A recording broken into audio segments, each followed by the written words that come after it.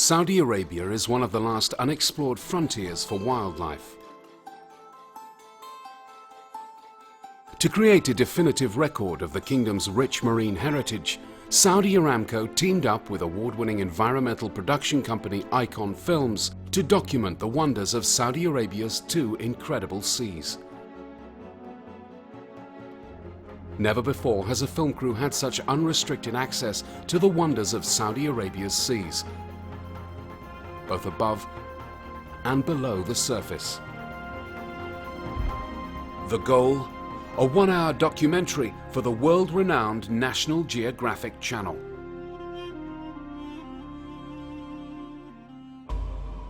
With an ambitious list of unique species and undocumented locations, the film crew encountered moments of adversity, despair, innovation, and elation. In the space of 10 months, hundreds of days were spent on locations off Saudi Arabia's east and west coasts. Thousands of kilos of specialist kit were transported for tens of thousands of miles by land, sea, and air.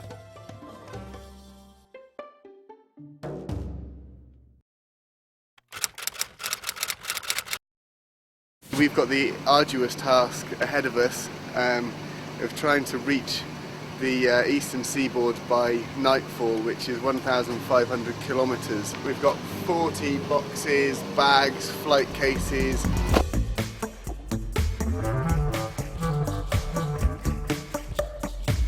Saudi Arabia is well known for the striking beauty of its deserts. But the goal of this production was to reveal a very different kingdom. Saudi Arabia's marine wonderland. After 17 hours driving east across the kingdom, the crew reached their destination. We now have 50 bags. We picked up a few on the way through. This is just film kit. This doesn't include all of our personal bags, which are in our rooms. We've got enough that we can film underwater, we can film above, we can film birds, fish, turtles, we can film at night time, and we can do it all in the next 2 weeks. And I think we're just about ready to go. One of the privileges of wildlife filmmaking is being given access to some very special places. I didn't expect to see so many birds in such a small island. As the team discovered, Saudi Arabia is home to a globally important population of birds. The reason we're here is that there is the second largest colony of Socotra cormorants in the world. There's about 30,000 birds living on this island. Out on the nesting grounds, the temperature must be sort of 35 degrees centigrade. It has to be. Those chicks are baking hot. It's just an incredible spectacle when they come in and they're corkscrewing their way across the surface of the water. Wind and storms can whip up at a moment's notice, making filming impossible, and a flexible approach and patience essential. While filming underwater brings its own challenges.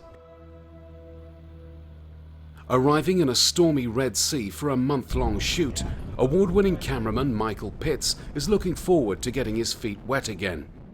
Mike, seen here 30 years ago, is no stranger to the amazing marine life that Saudi Arabia has to offer. When I first came out to the Arabian Gulf nearly 30 years ago now, I was part of a team of divers that was responsible for the connections of the oil pipelines. Now that he's back, the first thing he has to do is test the camera underwater. We'll take the housing down to 40 metres, which is going to be our maximum operating depth with this camera housing. And even the most high-tech gear sometimes needs minor tweaks and adjustments.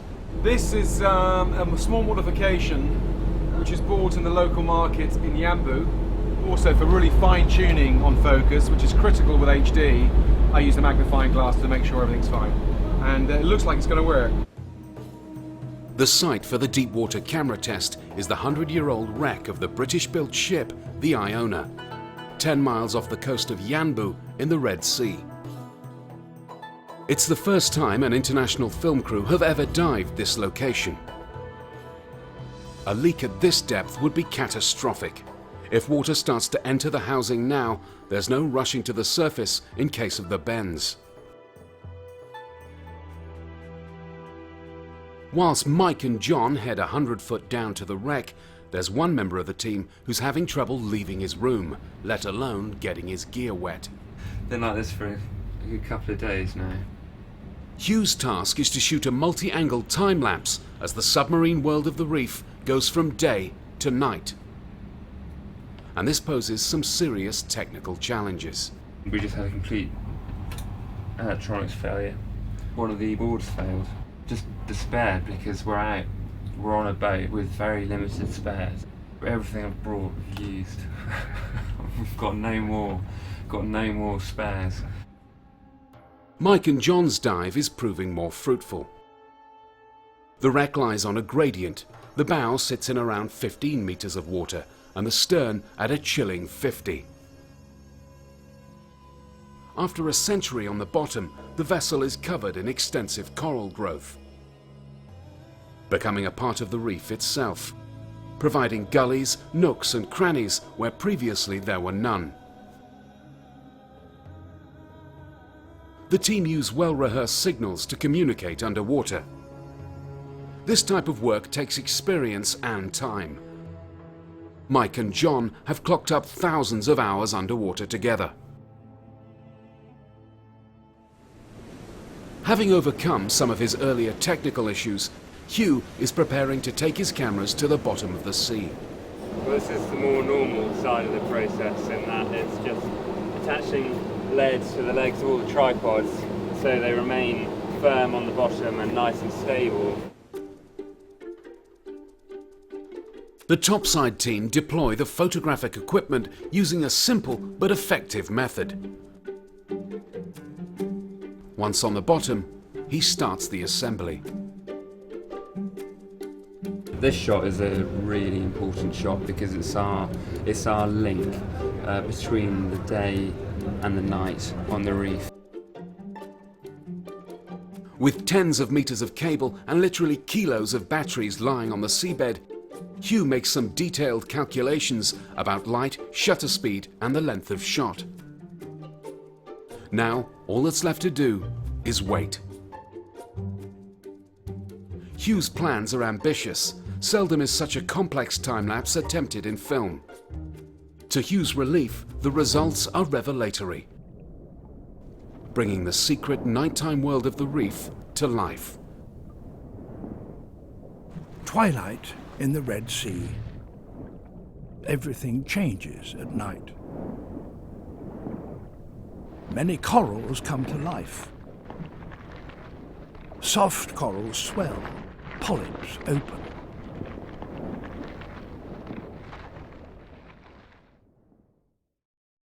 Back on the boat, the camera test team report on how it went.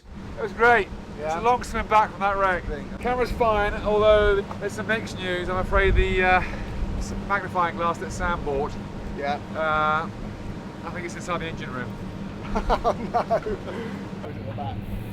Luckily, somebody was thinking ahead whilst out shopping. Here you go, mate. Oh, brilliant. The replacement.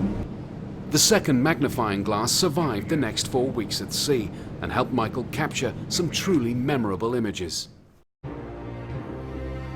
One of the last things the team needed to do is film the aerials. Using the favorite tool of the Hollywood film industry, the Cineflex gyro-stabilized camera system, the team set out to film Saudi Arabia from an angle that few have ever seen before. Covering thousands of miles over the course of a week, the team documented some of the most amazing coastal scenes that Saudi Arabia has to offer. The first challenge for the team was fitting the camera to one of Saudi Aramco's helicopters. With no known way of attaching a Cineflex to an Augusta Western 139, the team had to improvise and modify the mount. Months of investment and planning went into the aerial shoot. But with the necessary security clearances and the support of Saudi Aramco Aviation, the team soon realized that the sky was quite literally the limit.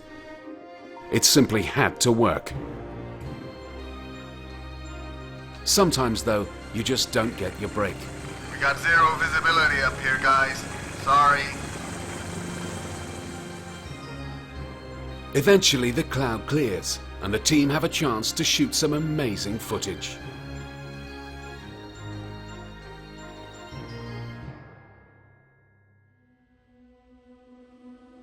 Throughout the process, there were highs and lows, challenges to overcome and joys to behold.